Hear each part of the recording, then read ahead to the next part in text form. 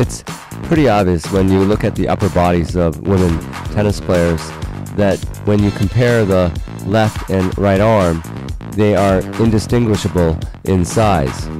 However, this is not the case when it comes to male tennis players, especially for players who have been playing at the highest level for a long time. As we saw in some of the earlier videos, this strength difference begins at around age 10.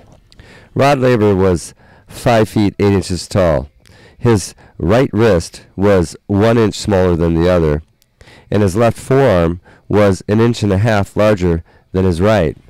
His left forearm was 1 inch larger than Floyd Patterson, and it was the same as heavyweight boxer Rocky Marciano. This took years to develop and was a result of using a heavy wood racket. Rod Laver grew up on a farm in Australia, and so did my good friend Keith, pictured here. Keith lived above the property of my in-laws, and he was a sheep farmer. The first time I met him, I couldn't help but notice the size of his enormous hands. I tried to imagine myself shearing sheep with these scissors for a day. That had to be grueling work, but today the shears has been replaced by modern machinery. Keith developed what was known as farmer's hands. Many farmers have unusually strong grip strength from all the physical hard labor. Ed Voldenweider, a Boy Scout from Wisconsin, had one of the strongest grip strengths recorded in Boy Scouts history back in 1937. He said he got his strong hands from milking cows. And Kelly Swift credits his strength to a hand plow he used as a young boy to plow the tobacco fields. But we don't need to do this type of work anymore, so we have created gyms.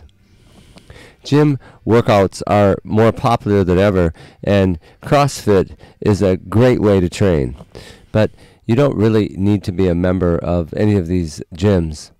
All you need is a good old-fashioned pull-up bar. Pull-ups and chin-ups are a great way to train the upper body, especially the shoulders. And if you go to YouTube and watch, there are enough variations that would challenge anybody. This is also a great place for kids to train their body naturally. Today, we have to emphasize strength. With today's increasing swing speeds, it puts a lot of strain on the wrist and forearm with this last-second sudden action. This is asking a lot of muscle strength in your forearm and hand, along with the windshield wiper joint mechanism to pick up speeds like that. Agassi was one of the first ones to admit early in his career that hitting 1 million more forehands wasn't going to make him get any better. He really showed what a decade of strength training can do.